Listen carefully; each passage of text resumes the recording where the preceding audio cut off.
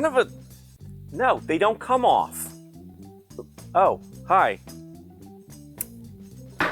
I'm Steve Dymszo, and welcome to Paint the Millennium Falcon with Steve Dymszo. And here's the Millennium Falcon. In this part, we're going to talk about detailing the model with things called splotches. Splotches? What are splotches? Stay tuned and you'll find out. And general panel detailing, weathering, blast marks. We're going to do some washes, all kinds of neat things that start to make the Falcon look like the Falcon. So let's get to it, shall we? Something we need to keep in mind is that back when the original Star Wars models were built and painted in the 70s, the original model makers could never have envisioned that they were going to be scrutinized to the level of detail that we, the model makers, do. And I'm going to show you a few examples of some places where the painting is not as neat as you might want it or think it is. The rear engine flaps have gray and red panel detailing. As you can see here, I've masked them off, but when they painted the original model, as you can see in the picture we're showing you now, they weren't masked at all. They just sort of airbrushed that area, and there's quite a bit of overspray and areas that they missed. So I'm going to neaten this up a little bit, but I'm not going to worry about it because they didn't worry about it. So I'm going to just do it decently, but I'm not going to agonize over having absolutely clean separation lines, because it wasn't like that on the filming miniature at all, as you saw in the picture. So as you can see, you can be less fastidious about airbrushing these details and still be movie accurate. That's why this is a good model for people with less model building and painting experience, because you can be a little tiny bit sloppy and it's still movie accurate. Here we're going to show you a pretty simple technique for making shading and fake panel lines. This is an old trick used by the Jerry Anderson crew. You'll see it a lot in the Thunderbirds models where they didn't actually have panel lines, but they crisscrossed this shading technique and it made it sort of look like they were panel lines. So I use post-it notes because it makes it very simple to do. And you can use tape or post-it notes or whatever you want. It's not a big deal. And you thin the paint out a lot and you run it on very low pressure with lots of air in the airbrush. And you just kind of do that. And then when you move it, it just gives you this very subtle panel line. So we're just going to repeat this technique a few times.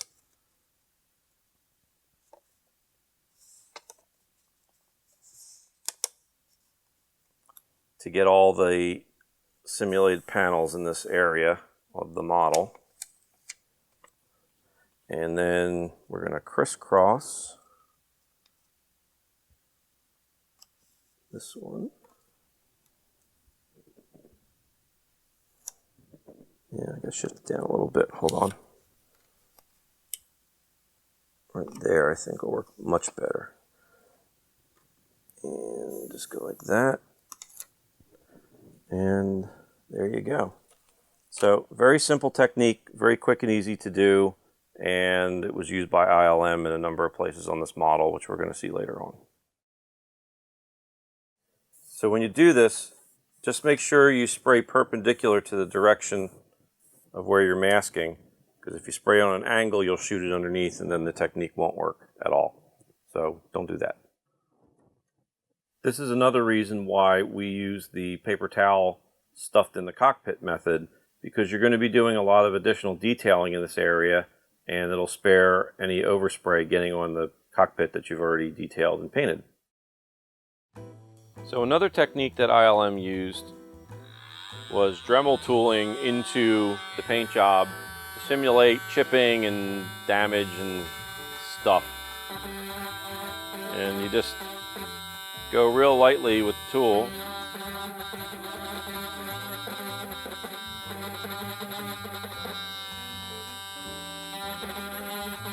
Following your reference pictures as best you can. So just try to follow the reference pictures, like I said, and nick up the areas like they did on the original model.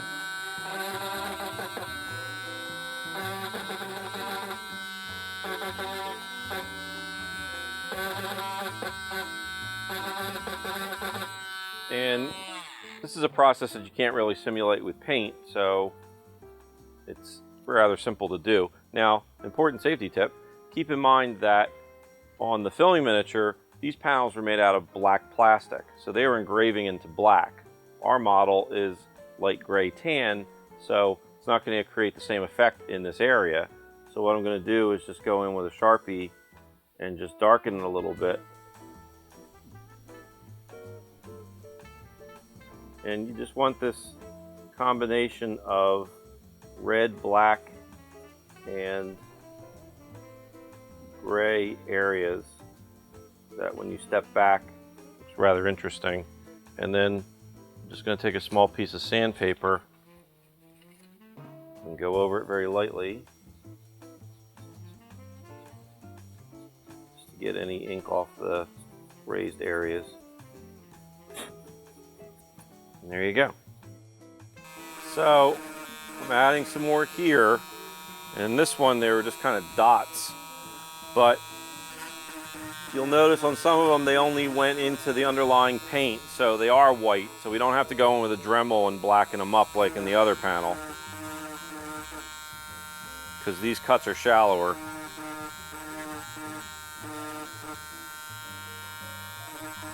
And we're going to do a couple on the end, all the while having our handy dandy reference picture right next to us so we can reference it.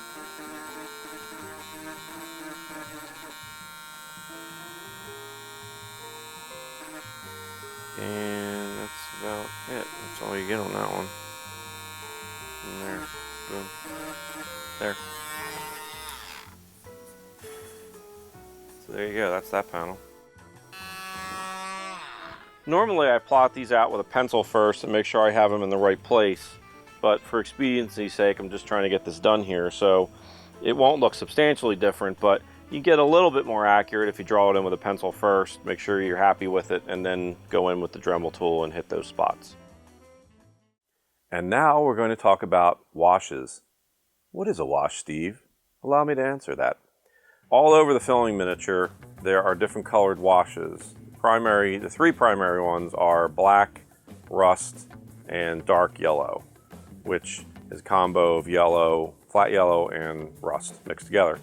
So I've been going around applying the black, but I've also mixed up a rusty rust, and I have my handy dandy bottle of Model Master thinner also, because I'll show you a little trick with that.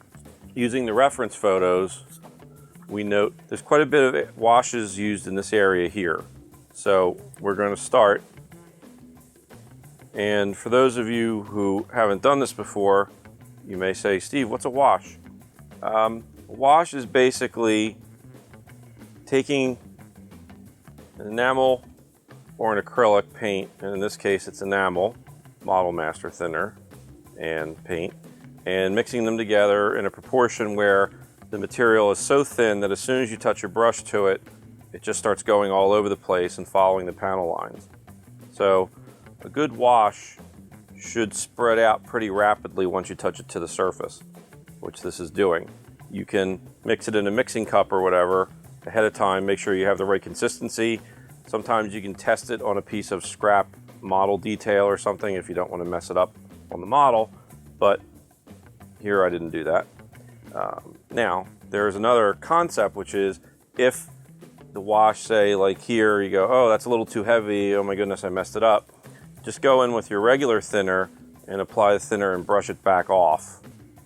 And that way you can control the density of the wash quite a bit just by how much you apply and then remove back off again. So it's not like once you touch it to the surface, that's the end of the world. You can control it quite a bit and change the density, color, location, or completely remove it if you're on top of a lacquer. So not a big deal, just have fun with it. And we're gonna go over the surface of the model. There's washes on probably 60 or 70% of the surface, so I have quite a few areas to do. So as we do this, since there is quite a bit of this to do, I guess I should mention that the easiest way to deal with this model, for me personally, is to do it in sections and treat each section like a separate model. So I'm just going around and applying washes in general right now, but when I get closer and I'm ready to finalize this, generally what I do is make orbits around the model and I just keep spinning it. And I just go over a section, make sure I got everything I could see with all my reference, move to the next section, onward, onward, onward. And then as I come back for another lap, invariably I'll see 25 little things I missed the first time. I add those and keep making the next lap. And after you do that like 10 or 15 times, you'll generally get 90% of it. You're never going to get everything because that's impossible, but you can get a heck of a lot of stuff. So I just, as I said, treat this as if this was the only part of the model and concentrate on it, knock it out, and then walk away from it. Because a lot of times when you come back later, you'll see things that you missed because you're too close to the problem originally or something. It's the way our human brains work. So that's my recommendation for how to do that. Here's one of the areas where it gets a little dicey and we got to figure out how to do this. And we will take this journey together. There's these black streaks, there's hundreds of them all over the model, and they're one of the defining characteristics of the model. I call them splotches, for lack of a better word, and I'm not exactly sure how ILM did them. There's several different types. Some are foggier, some are very, very, very pointy and sharp and precise, and others start out fuzzy and go down to really sharp points. So you need a good double action airbrush for this. So I'm going to do one. First type of splooch is where I'm just going to take this little piece of Post-it note and I'm going to spray on an angle. Now I've located it against the detail, and that's one of the great things about this model is you have all these little panel lines and raised squares and rectangles. You can use those as reference coordinates. So a lot of times when I'm locating a detail, I'll say, okay, it goes to the middle of that one, just touches the edge of that chip, and then goes just to the side of that one. And that way you can get them located pretty darn accurately based on the original miniature. So I've put the Post-it note here, and I'm gonna just do a real quickie little splooch. So I'm checking it. It's fatter on the top and thinner on the bottom. So I'm gonna angle this way and go bam, bam, bam, bam, bam. Pull. There you go. There's a splooch. So if you'll notice, when you get to close-up pictures, you'll see that a lot of them have a little blossom where they started the airbrush, and it kind of makes this, and then there's a line coming out of it. Not all of the splooches have the little in the beginning. Some do, some don't. So you could go insane thinking about this, and I have. Which is why I think I have emotional problems now. So here's another splooch that we're going to do. There's two chips. It goes just on the bottommost panel. It goes through that chip, and it just ends on that side of that chip. And we're going to hit this little puppy and go, and I completely missed. First day with the new hand. It's hard to get used to it. So, like I said, we're going to take a little bit of Model Master thinner, wipe it off. Let's try that one again. Starts there, goes there. You can practice shot too, just to make sure, and splooch, splooch, splooch. There you go. That's why I think I call them splooches, because that's the sound effect I make when I spray them. And that is 2 of our splooches. Now we only have about 350 left to go. Now we're going to paint one of the typical equipment bays that go around the perimeter of the model. They're all kind of the same sort of scenario, so I'll show you the different colors involved. So first we've mixed up a black gray, very, very, very thin. And we're just going to airbrush that in there based on the photos. Yeah. And just be kind of careful. You don't want to just spray the whole thing black. They're just not like that. There are light colors in these things. So you don't want to go bananas with spraying dark color in here.